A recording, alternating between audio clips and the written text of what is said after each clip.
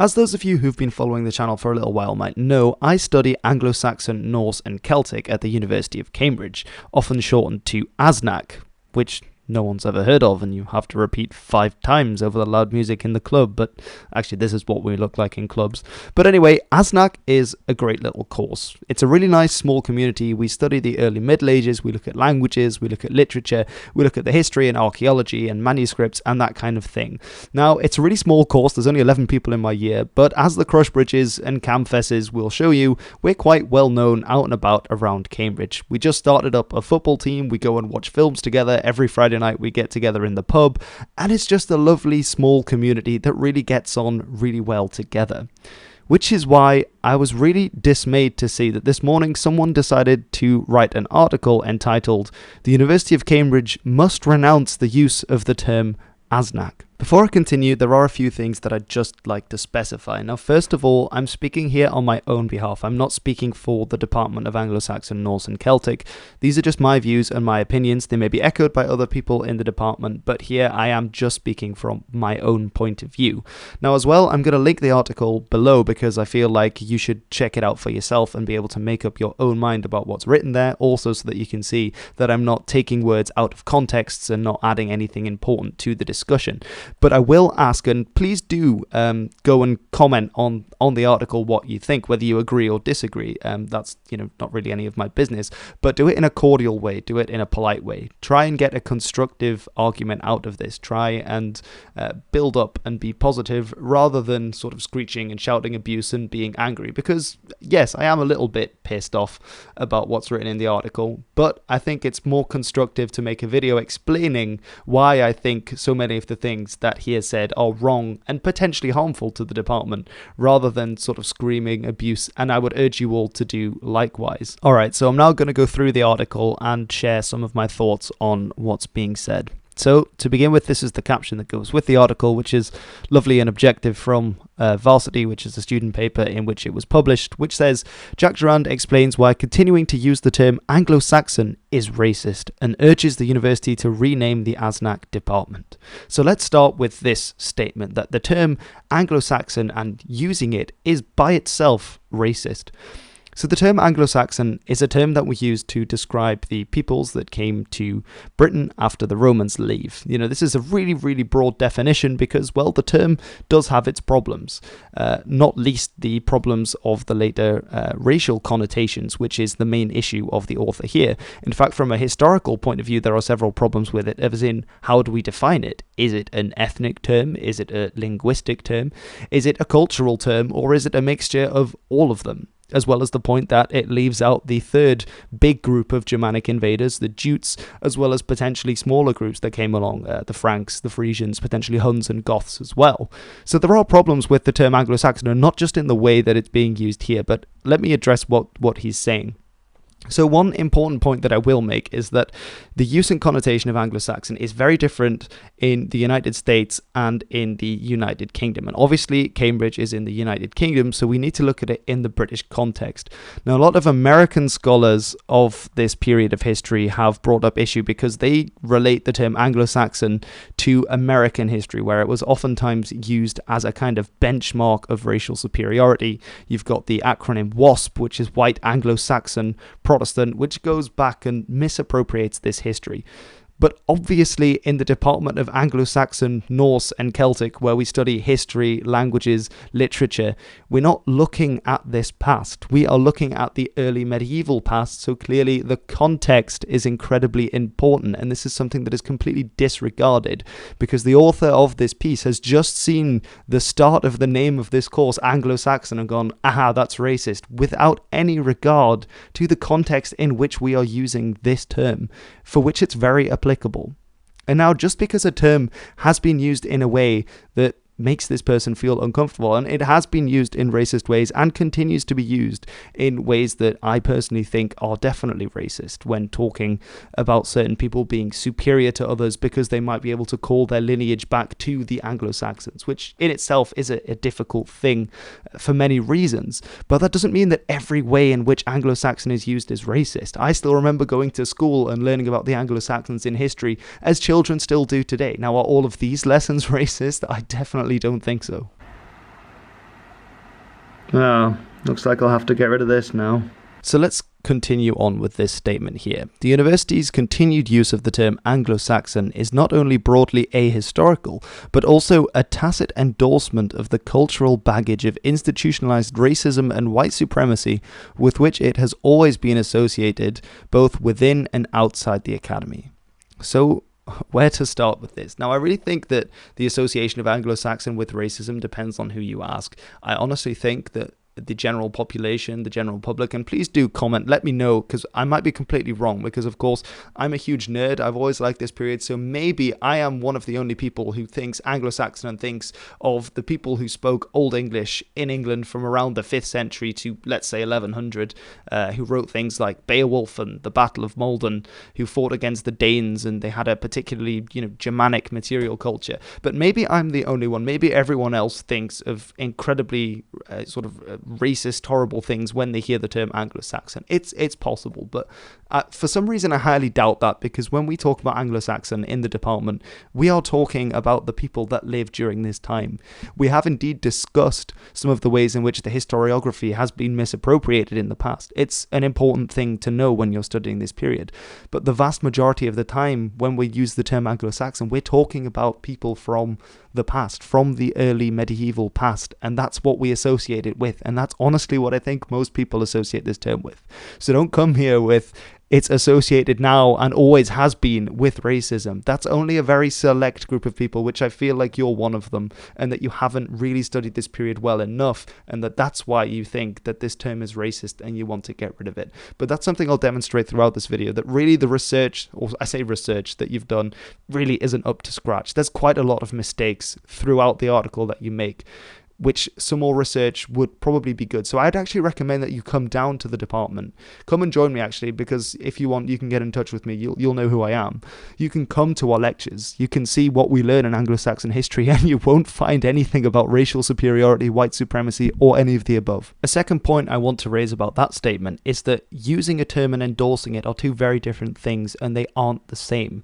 Also, the argument is even more ridiculous because it's using a term in a way that's a very specific use of the term, that's clearly outside of the context of the way in which it's being used in the name of a course of Anglo-Saxon, Norse and Celtic. The other words kind of clarify that we are using Anglo-Saxon in the way of using it to describe a historical people.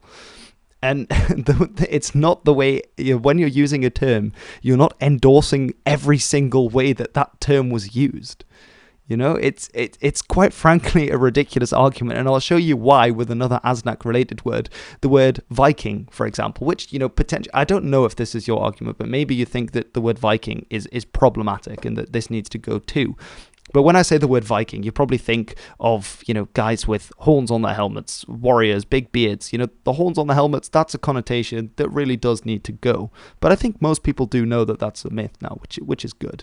You might even think of the TV show Vikings. But unfortunately, we can't use this word anymore. I'm sorry, it's racist. It's got a racist connotation, so we're going to have to scrap it. Because, continued use is endorsement. It can't go on. Do you know why? Well, because in the Second World War, there was an SS division called the SS Division Viking. They misappropriated the term Viking to do horrific acts. So I guess that now means that all of us can no longer use Viking, because that is an endorsement of a term that was used in a way that we disagree with. Can you see that this is a ridiculous argument to make? Because we would literally end up giving away all of these kinds of terms that we have. Frankly, it doesn't hold up to scratch. Of course, the way that people use terms like Anglo-Saxon in the past to justify white supremacy, to justify saying that some people are superior to others, to mistreat people, just as Viking was misappropriated, just as a lot of things from Germanic mythology, history, culture were misused in the 20th century, in the 19th century. Doesn't mean that we have to stop studying it. Doesn't mean that we have to stop looking at it and using these terms. Because actually, quite frankly, I don't know how I would study the Anglo-Saxons without being able to use the term Anglo-Saxon. The fact of the matter is that when you drill down to it, the words Viking, Anglo-Saxon and Celtic, that's 2/3 of the name of the degree, obviously Viking rather than Norse, have problems with them, both in a historical sense, and all of them have been used in racist ways in the past as well. From a historical point of view, Viking potentially a problem, because this is, as it was used in the past, it was a profession. People went Viking. That didn't mean that all the Scandinavians were Vikings, and actually the Viking raids are only a really small part of the whole Viking age, which is what we study in ASNaC, partially, if you choose those papers. Now, Anglo-Saxon, I already talked about why that was potentially an issue, because it only mentions 2 of the groupings. There's also the whole question of what was the identity back then? How do we define this term? And these are all really interesting questions and topics, but blanket banning such a term, I don't think is a good idea. Celtic as well, it's an all-encompassing term, but again, genetically speaking, Celtic people from Wales, Scotland, Ireland don't look very similar. The Celtic languages, sure, it could be a linguistic term, but then we only study some of those Celtic languages, which is something I'll mention later on. But again, all of these terms have problems, and just because a term isn't perfect doesn't mean that we should scrap it, because I'd love to see you come up with a better name for our degree. In fact, I really wouldn't like to see you come up with a better name for our degree, because I can imagine it would be about a paragraph long with caveats, because this is a complicated period. It's complex, and that's reflected. And I think ASNaC have done a great job to be able to fit so much of what we do into such a small title, even though the Celticists are annoyed because you've got the 2 Germanic, you've got the Norse and the Anglo-Saxon, and just one word for Celtic. Personally, I think we should rename to FRASNaC, Frisian, Anglo-Saxon, Norse and Celtic. But we'll see if it catches on. Okay, so to read on, the above quote there is a quote from, there was the Society of Anglo-Saxonists, who now have a really long name because there was the whole debate about whether Anglo-Saxonist was a term that was deemed problematic, and again with these racial connections, which is something that I did think about making a video about. There were a lot of historians who signed a petition saying, look, we don't think this is a racist term, we think this is a normal term. Obviously it's been misused in the past by some people, but blanket abandoning the term in favor of and then giving it to these people isn't what we want. I did think about making a video, but I don't want to associate myself with looking at these topics all of the time. What I want on my channel is to talk about things that I care about. I want to talk about the actual history, because it's a period that I find fascinating. I find a lot of different things interesting. This is what I study, and I want to bring that over. I want to bring my passion for this and the things that I've learned and the ideas that I've had and bring it to you guys, because then hopefully you will all want to go and study more and find out more about the past and about this period of history. But with this was an attack on my department. It was, even as I'll get onto at the very end, the person who wrote this even suggests that it shouldn't be a degree at all, that it should just be scrapped, just because his feelings are hurt about the first word in the name, which, if you can't tell, I'm fairly annoyed about this, but I'll read on.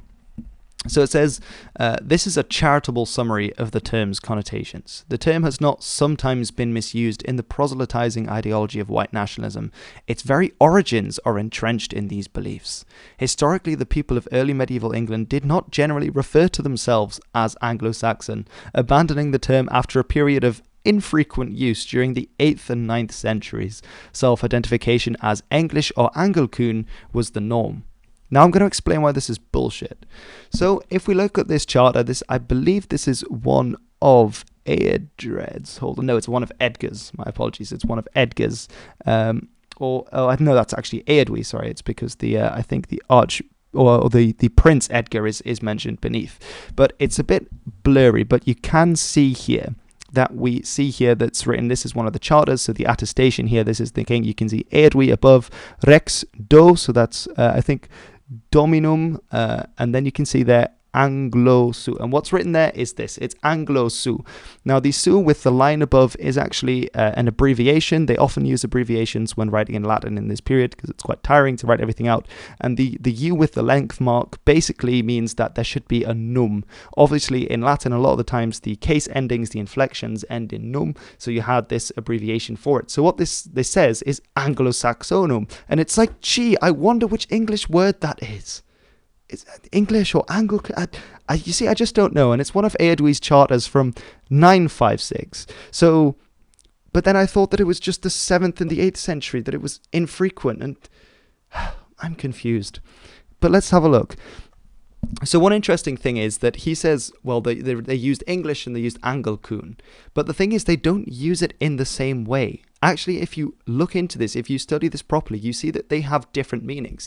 He's absolutely right. They did use English, and this is also used in an earlier period. Bede, for example, writes the Historia Ecclesia de Gentes Anglorum, so the English people.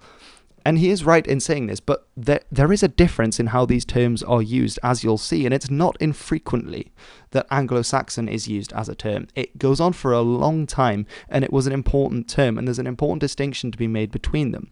So let's take a look at a quick timeline. The titles in this, by the way, are based on Anglo-Saxon charters. So see, for example, Simon Keynes on Anglo-Saxon charters if you want where I'm getting the sources for the names here, and also just look at the actual charters themselves if you'd like to do so. So let's start with Alfred. Now, Alfred becomes king of Wessex in 871. And now Wessex, it's known as the West Saxon kingdom, so he is crowned as the Rex Saxonum, so the king of the Saxons. That's fairly simple, fairly understandable. At this point, there was no English kingdom, there was no England, there were the constituent Anglo-Saxon kingdoms. Of course, this is slap bang in the middle of the period of the Great Heathen Army, which I've spoken about in previous videos if you want to read up on that. Now, what is interesting is that in the year 886, we get him being referred to, and after this date, with a different title. And this title is because of his capture of London. Now, what's important to realise is that London did change hands several times, so several of his ancestors conquered London as well, like Edgebed, for example. But before that, it had been a predominantly Mercian city. And the Mercians, they are called the Middle Angles sometimes as well. And these were Anglian people, so descended of the Angles, rather than the Saxons who were in Wessex. And so after he captures London, he becomes known as the Rex Anglo-Saxonum or the Rex Anglorum et Saxonum. So the first one there is obviously the king of the Angles and the Saxons. This is obviously to show that he is now ruling over the people who were traditionally the Saxons and the Angles. This was still very much an important thing for people then. And obviously Anglo-Saxonum is the Anglo-Saxons because he's ruling over both the Angles and the Saxons once again. Now, his successor Edward, when he is crowned as the Rex Anglo-Saxonum as well. So really not infrequent use. It's being used again from the period of 871 through Edward's reign, and on several charters as well.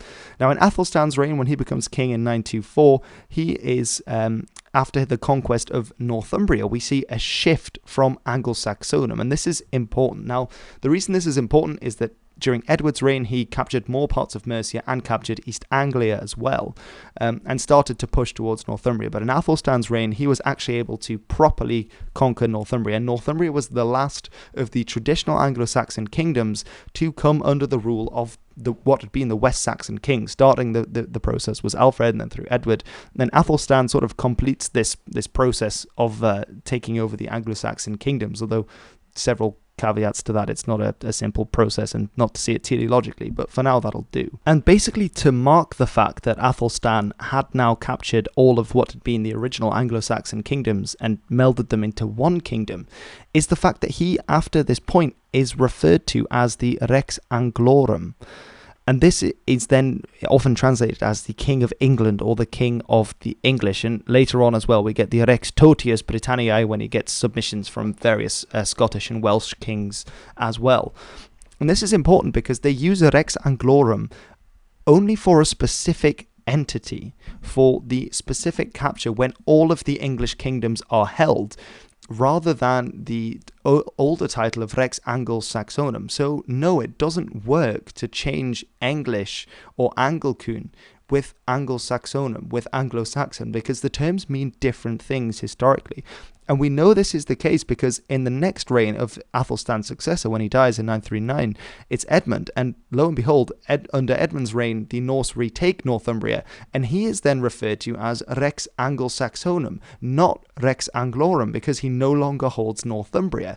And again, we have more evidence for this being the case because Eadred, his successor, manages to retake Northumbria, and he is then referred to again with Regis qui regimina regnorum Anglo-Saxona Northumbra Paganorum Bretonumque. And this is the king over the peoples of the Anglo-Saxons, the Northumbrians, the pagans, and the Bretons, again, or the Britons, rather than the Bretons in Brittany, most likely. Probably it's referring to the Welsh kingdoms. And this is interesting, again, because, well, it's recognizing that they are different people. So you've got the Anglo-Saxons and the Northumbrians, which is interesting because we do class the Northumbrians as being Anglo-Saxons, but it shows that these terms are important. Although this does then, under Eadwy, go back...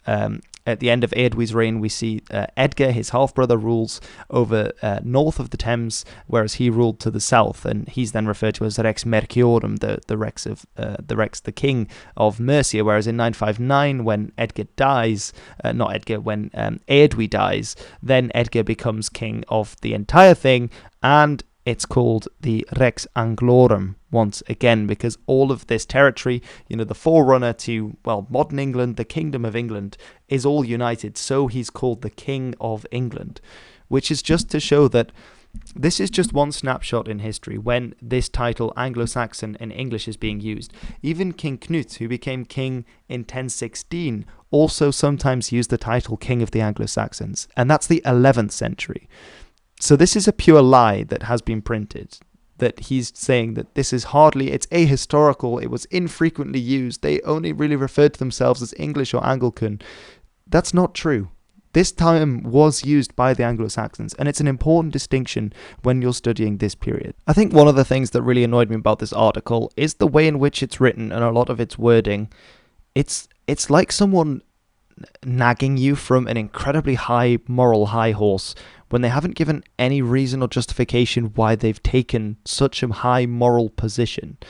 It's like it's being spoken down to the department, as if we've done something wrong and we now need to flagellate ourselves upon the altar of his moral goodness.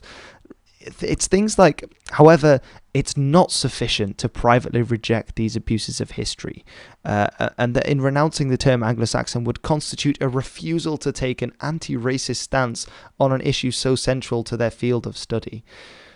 I find this quite perplexing for several reasons. One is that I have no idea who this guy is. He's just written this article in Varsity, and fair enough, I should judge someone on the quality of their argument and not who they are.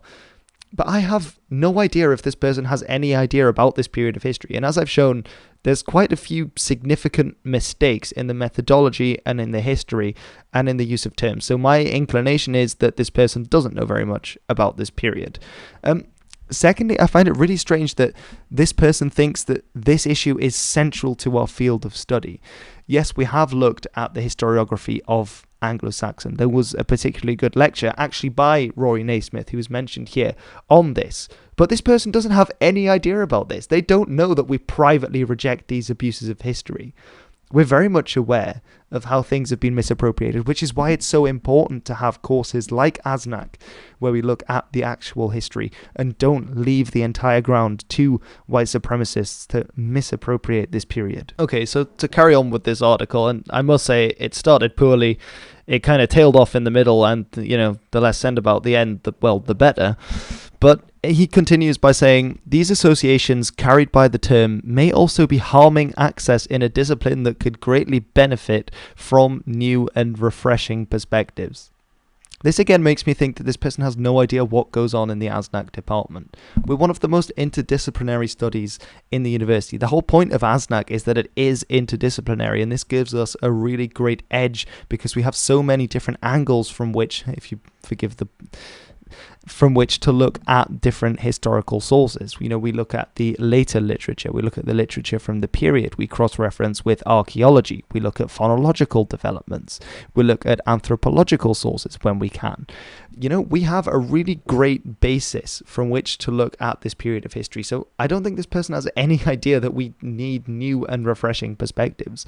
Of course, new and refreshing perspectives are always welcome, but I have an inclination that he means that we're not diverse enough by his standard. Now, whether that's something that we need to get into here, I'm not going to. But the fact that he's complaining about harming access, this article is harming access to ASNaC.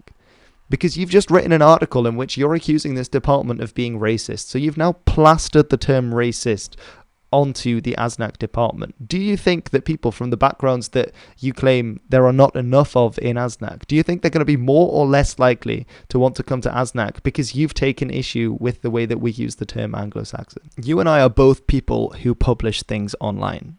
And really, we have a huge responsibility in being responsible in what we publish. If I had made a video that said, Jack Durand is a racist, you'd not be very happy, would you? I mean, I don't think you are a racist. In fact, I'm sure you're not. But the fact is, if I made a video with that as the title, even if in the video I don't even mention you, I talk about something completely different, then everyone who sees the name of that video is going to think, Jack Durand, he's a racist. So if you've now made this article about ASNaC, which you claim is a racist term, and you've thrown around these labels like white supremacy and nationalism, and while you haven't exactly directly said that ASNaC is racist, that's what a lot of people are going to get from this title, by the way that you've worded it, by the title, by the different references that you've brought in. That's not a very responsible thing to do. And I think you've really harmed people who want to access ASNaC from the backgrounds that you say are disadvantaged at getting into ASNaC, which I think is a really great shame, because honestly, I don't care about the background of people that come to ASNaC. All that I care about is that people are passionate in this period. Now, this next statement is particularly interesting. So he writes, just as women's or African American studies courses inevitably attract students from corresponding backgrounds. And I loved reading this for the first time, because I was thinking, I know exactly where this is going. He's going to say it's all right in that context, but not in the context of Anglo-Saxon, Norse and Celtic. So he continues, so too will the study of Anglo-Saxon, Norse and Celtic. However, and I just knew at this point, while the former seeks to recover the institutionally suppressed voices, now this is an important one because I'm going to come back to this, of their respective communities, the latter perpetuates an image of early medieval studies as a field of racial and ethnic exclusivity. Wow. That's quite a strong accusation, and I would love to see some evidence for that. But first, to return to the former seeking to recover the institutionally suppressed voices of their respective communities. We've talked a lot about the as part of ASNaC. Now I'd like to quickly talk about the C part, which stands for Celtic. So you clearly don't know much about the Celtic languages, I'm guessing. Because the Celtic languages, there are 6 that are still spoken today in Ireland, Scotland, Cornwall, Wales, Brittany, and on the Isle of Man. And all of them have been significantly suppressed by various groups, obviously by the British, for those in Britain, and the Breton language arguably is still very much suppressed by the French government. It's not even recognised as an official minority language. Children in schools that spoke minority languages up until the 1960s, 70s were beaten because it was seen as not being polite, as being rude. Before this, in Ireland and in Scotland with Scots Gaelic, in fact, you could even be killed for speaking a minority language in the presence of authorities. You couldn't speak a minority languages in court. So, for example, if someone wanted to take away your home and you were a monolingual speaker of Welsh or Scots Gaelic or Irish, then you would show up in court. You wouldn't be able to understand any of the proceedings, so you couldn't defend yourself. So, by proxy, the English-speaking person would win. You know, if that isn't suppression of these voices, if that isn't discrimination, oppression, whatever you want to call it, then I don't know what is. So I find it honestly flabbergasting that you don't know about this history. And the fact that ASNaC is actively, you know, it's on one of the only courses that I know in Cambridge that is making a statement about this, which is why we have free Irish language courses. The Irish language has significantly declined, well, certainly over the last few hundred years and in the last 100 years. And what the ASNaC department is doing is looking at the history of these languages to give pride to the speakers of these minority languages and to teach it to its descendants. I did a term of the Irish language last year as well, and it was great to do. We have it at various levels to get people on board. And in fact, the ASNaC department is incredibly diverse. We're a small department, but the amount of different backgrounds that we have for such a small department and the amount of minorities that we have in ASNaC is brilliant. You know, we have speakers of Scots Gaelic, we have speakers of Welsh, we have speakers of Irish, myself, speaker of Frisian. That's just 4 people, and they're all in my year, and there are 11 people in my year. So the fact that you think that we don't have access for different backgrounds, I'm sorry, but honestly, if the right people are coming in, then it's... I just find this a huge issue. Also, we have the Icelandic courses. Icelandic is also coming under threat because of increased use of English. Not many people learn the Icelandic language. So it's great to be able to come here and to learn Icelandic. And at the end of the day, I don't think your background should matter when it comes to studying this. As I said, I think what should matter is your passion and your ability and your potential to succeed in learning more about this and to bringing more of this knowledge about this period to other people, which is something that this person, obviously we're clearly at loggerheads in ideology in that case. I also find the final sentence there, that it perpetuates an image of early medieval studies as a field of racial and ethnic exclusivity, just ridiculous, because that's exactly what you have done with this article. The ASNaC department is one of the voices that speaks out against people misusing the past. That's why we're trying to find out, what actually happened, what was the real picture, to study history in a responsible way. But with this article, you've just roped us in with all of the white supremacists and white nationalists just because you don't understand the different contexts in which you can use the term Anglo-Saxon. You could have written this article in so many other ways. If it had been written in a way of, I think that we should change the name of Anglo-Saxon, because I feel that it has been used differently in the past, but I'd like to start a discussion. I'd like to bring people from the department in. That would be different. But the fact that you go on to then say possibly the ASNaC department should not exist at all, honestly, it makes me think that you don't care about the period of medieval history, and B, you don't care about the minorities. Clearly, you only care about some of these minorities, none of the linguistic minorities that I mentioned before, not about helping to actually have a positive image of the past, to bring out what actually happened, not what's misappropriated. And the fact that you go on and then, I love how you also say, arguably alongside the AIMS department, so that's Arabic and Middle Eastern Studies for anyone not at Cambridge. You don't think that we should privilege the study of certain cultures and society over others, but these are university courses. This is not discriminating against people.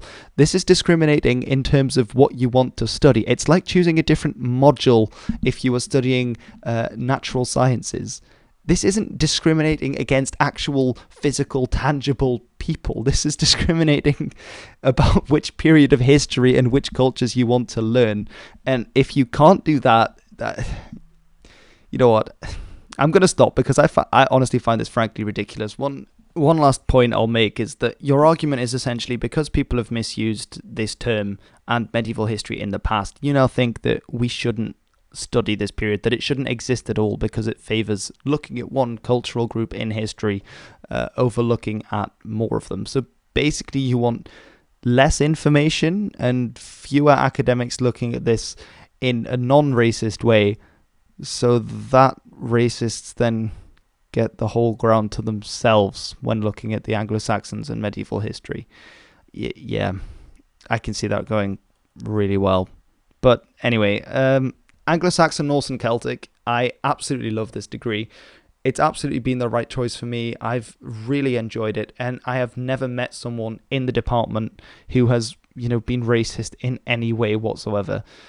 Everyone is really friendly. It's an amazing place to study, and I would highly, highly, highly recommend that anyone from any background, honestly, wherever you are, whatever color you are, whatever creed, race, gender, whichever football team you support, even if you're French, study this if you're interested. Come and apply. It's a great choice. It's honestly one of the best things that I ever chose to do. And I'm just really sad to see that someone's misrepresented what we do so badly here. But anyway, thank you for watching. I realize this video has been long and potentially quite rambly. But that's because we feel very strongly about this. We were talking about this in the ASNaC group chat earlier today when it came out, and I knew I had to make a video about this because this is essentially a smear against the department. It's a very poorly researched article. It's written from, in a really snobby kind of way. I'm not even mincing my words. I don't even know if anyone's watching at this point, but I'm just going to say what I think. Honestly, I was offended. Okay, I realize that term has weight. I was offended by this article. I thought it put forward terrible arguments. It didn't know what we did in ASNaC. It clearly hasn't studied the use of the term Anglo-Saxon in Anglo-Saxon charters. and it provides no solutions to the problems that it sort of identifies that I don't even think are there, or certainly aren't as pronounced as this person seems to think they are. But anyway, let me know what you thought in the comments below. Feel free to completely disagree with me and tell me I'm wrong. I would love to hear your opinions and to learn more from you guys. But thank you very much for watching. I've been Hilbert, and yeah, please, everyone, be nice to each other and apply to ASNaC if you want to.